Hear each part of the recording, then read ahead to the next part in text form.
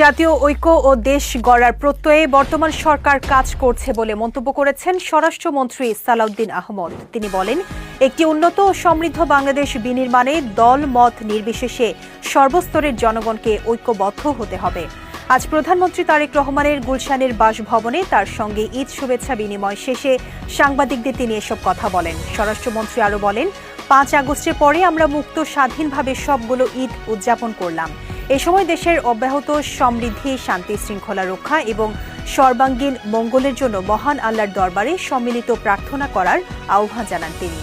আমাদের 2024-এর 5ই আগস্ট পরবর্তী আমরা স্বাধীনভাবে মুক্ত পরিবেশে এবং অত্যন্ত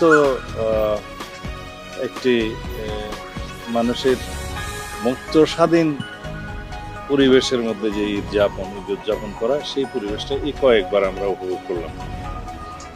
তা আমরা দেশবাসীর মঙ্গল কামনা করি, দেশের সমৃদ্ধির জন্য আমরা সবার কাছে দোয়া চাই এবং আল্লাহর দরবারে আমরা প্রার্থনা করি সম্মিলিতভাবে এই দেশের শান্তি সমৃদ্ধি অগ্রগতির জন্য। আজকের এই দিনে আমরা সবাই আজকের দিনে একটি বার্তা দিতে চাই, বাংলাদেশের এই জাতীয় ঐক্যের জন্য, সমৃদ্ধির জন্য, এবং আমরা সবাই যাতে ঐক্যবদ্ধভাবে এই জাতির কল্যাণে সবাইকে নিয়ে আমরা সামনের দিকে এগিয়ে যেতে পারি।